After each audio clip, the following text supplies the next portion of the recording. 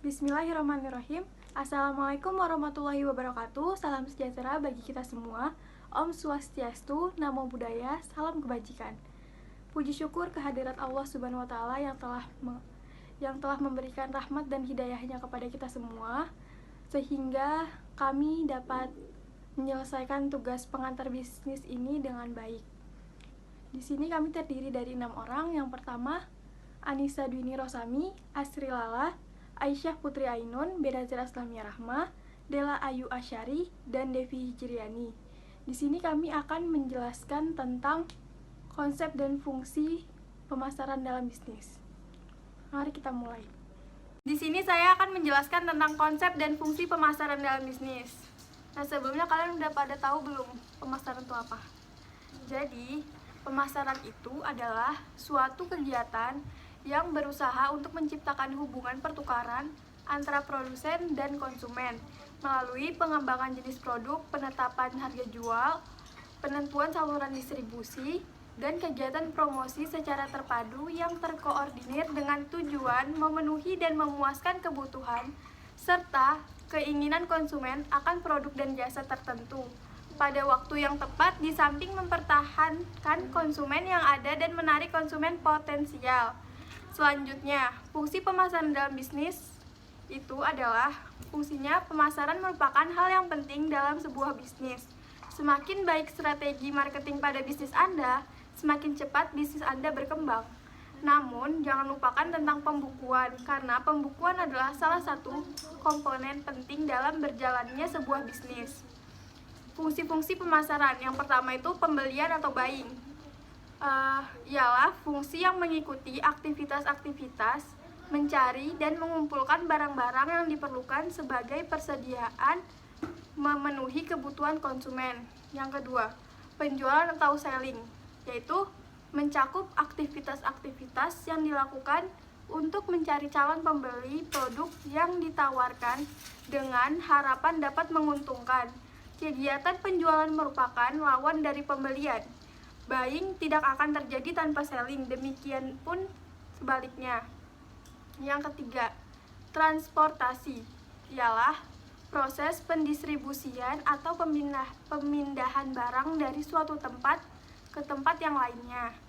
Yang keempat, penggudangan atau penyimpanan ialah fungsi penyimpanan produk yang dibeli sebagai persediaan antara terhindar dari resiko kerusakan maupun resiko lainnya. Yang kelima, informasi pasar, yaitu poin ini merupakan fungsi pemasaran yang luas dan penting karena fungsi ini memberikan informasi tentang situasi perdagangan pada umumnya yang berhubungan dengan produk, harga yang diinginkan konsumen, dan situasi pasar secara menyeluruh. Selanjutnya adalah konsep inti pemasaran, sebuah falsafah bisnis yang menyatakan bahwa pemuas kebutuhan konsumen merupakan syarat ekonomi dan sosial bagi kelangsungan hidup perusahaan. Yang pertama ada kebutuhan, keinginan, dan permintaan. Kebutuhan merupakan sesuatu hal yang mendasar yang harus dipenuhi. Kebutuhan dibagi menjadi 3. Yang pertama ada kebutuhan primer, yang terdiri dari sandang, pangan, dan papan. Yang kedua ada kebutuhan sekunder, yaitu kebutuhan untuk membahagiakan diri. Yang ketiga ada kebutuhan tersier, yaitu usaha untuk menciptakan harga diri. Setelah itu ada keinginan. Keinginan adalah hasrat akan pemuas kebutuhan yang lebih spesifikasi. Misalnya, orang yang tinggal di kota dan di desa memiliki keinginan yang berbeda. Orang yang tinggal di kota cenderung memiliki keinginan untuk makan makanan modern, sedangkan orang yang tinggal di desa lebih memilih untuk makanan-makanan sederhana. Keinginan bisa menjadi permintaan jika didukung oleh adanya daya beli atau kemampuan memiliki produk tersebut.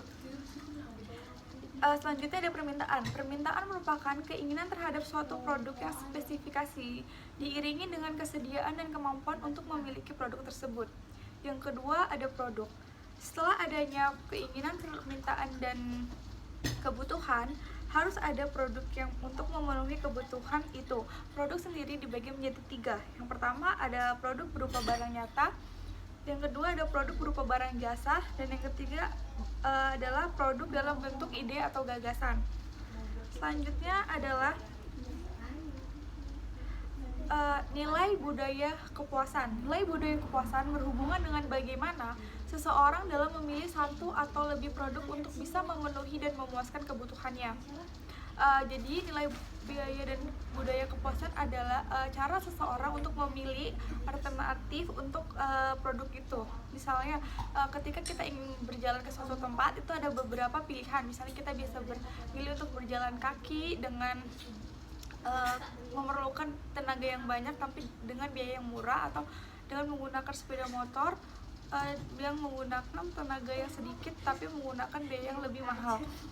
Keempat adalah pertukaran transaksi hubungan. Pertukaran adalah awal mula terjadinya sebuah transaksi. Awal terjadi proses jual beli, di mana sebelumnya menggunakan sistem barter yang kemudian berubah menjadi pertukaran dengan menggunakan alat bantu pertukaran, yaitu uang. Yang kelima, hubungan dan jaringan. Seorang pemesan yang pintar akan berusaha membangun hubungan jarak panjang yang saling menguntungkan yang dilandasi kepercayaan dengan para pelanggar, penyalur, dealer, dan pemasok. Artinya, perusahaan harus bisa menjalin hubungan dengan banyak perusahaan lain agar bisa mendapatkan keuntungan lebih banyak. Yang keenam, pasar. Pada tahap berikutnya, konsep pertukaran mengarah pada konsep pasar, di mana pasar adalah semua konsumen dan pelanggan yang potensial yang memiliki kebutuhan dan keinginan tertentu yang memiliki kesamaan, yang mungkin bersedia dan memiliki kemampuan untuk melaksanakan pertukaran guna memenuhi dan memuaskan kebutuhan dan keinginan serta permintaan tersebut. Ketujuh, pemasar dan calon pembeli. Konsep pasar membawa kita kembali pada konsep pemasaran, di mana pemasar memiliki arti bekerja dengan pasar untuk mewujudkan transaksi potensial guna memenuhi dan memuaskan kebutuhan orang tersebut. Kemudian saya akan membacakan unsur konsep pemasaran. Unsur konsep pemasaran ini terbagi atas 3 kelompok. Yang pertama ada kegiatan pemasaran selalu berorientasi pada konsumen atau pasar. Artinya adalah perusahaan harus bisa melihat atau menentukan. Yang pertama, kebutuhan atau keinginan konsumen. Yang kedua ada menentukan segmentasi pasarnya. Yang ketiga adalah melaksanakan strategi atau menentukan strategi yang baik. Selanjutnya ada volume penjualan yang menguntungkan harus menjadi tujuan perusahaan. Artinya adalah bisa dilakukan dengan memberikan pelayanan yang baik sehingga kepuasan konsumen dapat didapat. Yang ketiga adalah seluruh kegiatan harus dikoordinasi dan integrasi. Artinya adalah setiap lapisan dalam perusahaan harus ikut dalam usaha untuk memberikan kepuasan konsumen. Selanjutnya ada konsep inti pemasaran. Kemudian ada mengukur dan meramal permintaan pasar. Ada 2 bagian dari itu. Yang pertama ada pengukuran permintaan pasar, artinya volume total yang akan dibeli oleh kelompok pelanggan tertentu dalam wilayah geografis tertentu dalam periode waktu tertentu dalam lingkungan pemasaran tertentu di bawah program pemasaran tertentu. Yang kedua ada meramal permintaan pasar, artinya suatu pekerjaan yang perlu dilakukan oleh setiap manajer perusahaan dalam rangka memprediksi berapa besar peluang pasar yang tersedia di masa depan. Selanjutnya ada tujuan peramalan. A. Jangka pendek, menentukan kuantitas dan waktu dari item dijadikan produksi. Biasanya bersifat harian ataupun mingguan dan ditentukan oleh law manajemen. B. Jangka menengah, menentukan kuantitas dan waktu dari kapasitas produksi. Biasanya bersifat bulanan ataupun kuartal dan ditentukan oleh middle management. Yang C. Jangka panjang, merencanakan kuantitas dan waktu dari fasilitas produksi. Biasanya bersifat tahunan, 5 tahun, 10 tahun, ataupun 20 tahun dan ditentukan oleh top manajemen. Selanjutnya, faktor lingkungan yang mempengaruhi peramalan. 1. Kondisi umum bisnis dan ekonomi. 2. Reaksi dan tindakan pesaing. 3. Tindakan pemerintah. 4. Kecenderungan pasar. 5. Siklus hidup produk. 6. Gaya dan mode.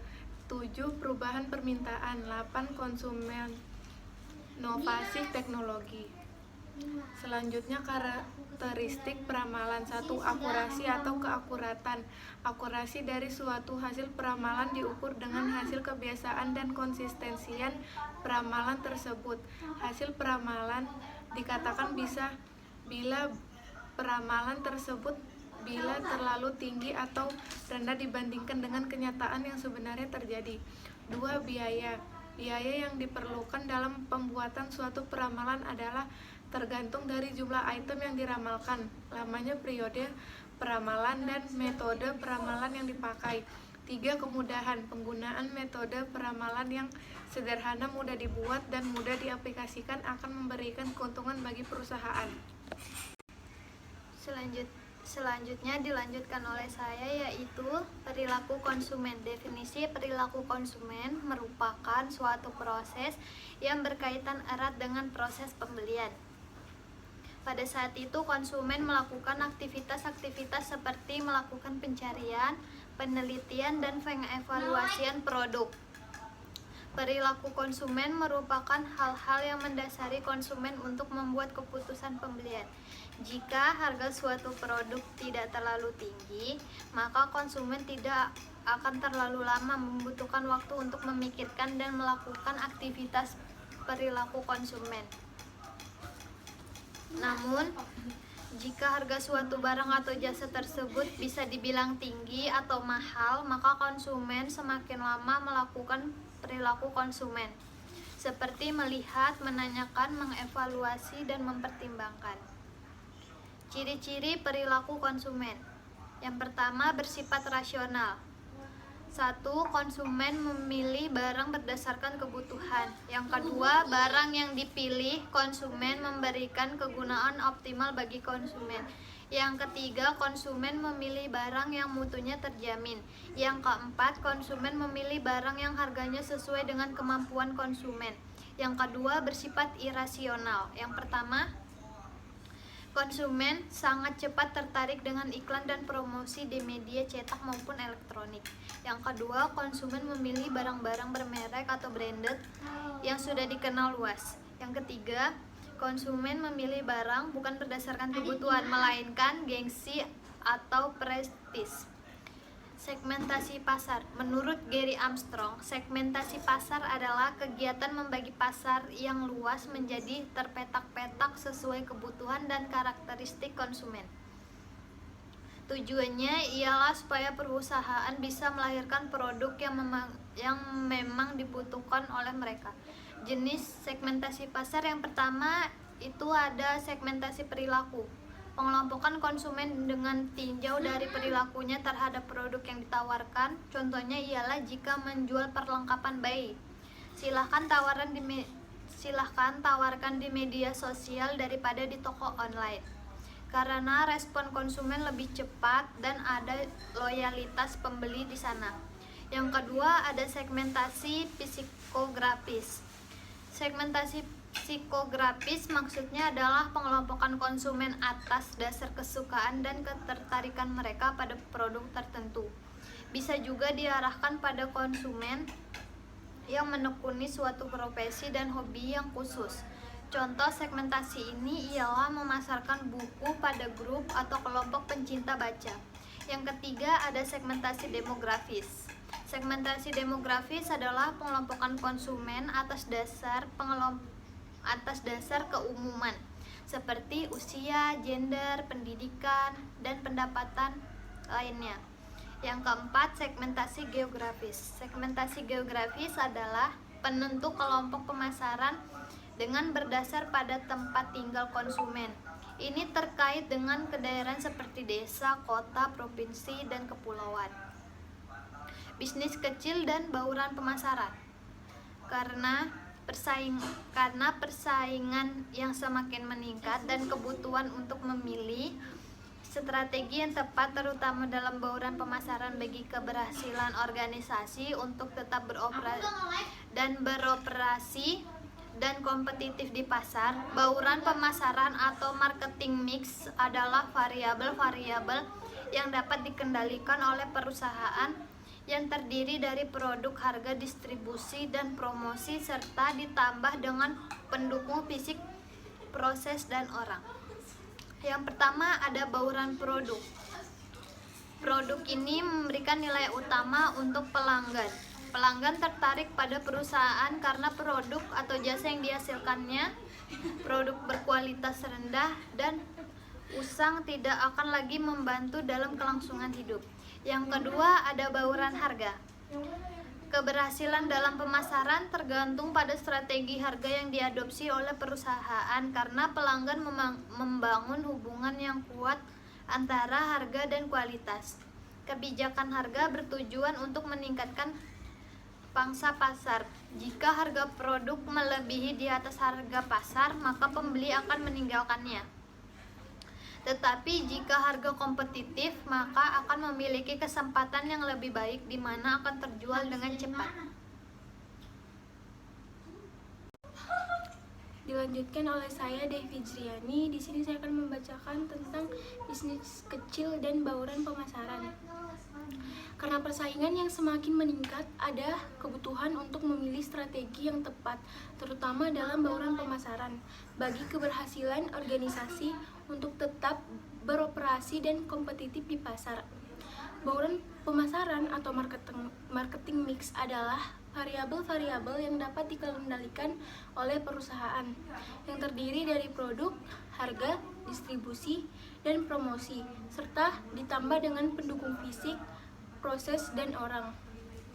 Pertama, bauran produk atau produk. Produk ini memberikan nilai utama untuk pelanggan. Pelanggan tertarik pada perusahaan karena produk atau jasa yang dihasilkannya. Produk berkualitas rendah dan usang tidak akan lagi membantu dan dalam kelangsungan hidup. Kedua, bauran harga. Keberhasilan dalam pemasaran tergantung pada strategi harga yang diadopsi oleh perusahaan karena pelanggan membangun hubungan yang kuat antara harga dan kualitas. Kebijakan harga bertujuan untuk meningkatkan harga pangsa pasar. Jika harga produk melebihi di atas harga pasar, maka pembeli akan meninggalkannya. Tetapi jika harga kompetitif, maka akan memiliki kesempatan yang lebih baik di mana akan terjual dengan cepat. Ketiga, bauran distribusi. Industri skala kecil membutuhkan restrukturisasi dan memerlukan pengintegrasian sumber daya, kontrak manufaktur, dan fasilitas penelitian untuk sektor ini. Bauran distribusi terdiri dari pengaturan yang cocok untuk kelancaran arus barang dan jasa dari produsen ke konsumen. Produk harus tersedia pada waktu yang tepat, dalam jumlah yang tepat, dan di tempat yang tepat. Keempat, ada bauran promosi. Dengan metode promosi, pelanggan yang dituju dibuat sadar akan keberadaan produk dan fitur terkait lainnya dan manfaat dari produk. Organisasi modern mengelola sistem komunikasi pemasaran yang kompleks. Konsumen terkadang memposisikan produk dalam pikiran mereka dengan cara yang sama sekali berbeda dan tidak diinginkan oleh produsen. Karena informasi disaring dan citra yang diciptakan oleh iklan mungkin berbeda dari atribut produk. Kelima, ada bauran pendukung fisik atau physical evidence. Pendukung fisik, sesuai dengan namanya, merupakan seluruh barang dan atau peralatan nyata yang digunakan pemberi jasa dalam rangkaian penjualan produk jasa. Sebagai ilustrasi di sini dicontohkan dengan sebuah rumah makan. Pembeli akan mencoba menilai kualitas rumah makan dari seluruh Sekian dari kelompok kami, kurang lebihnya mohon dimaafkan. Assalamualaikum warahmatullahi wabarakatuh.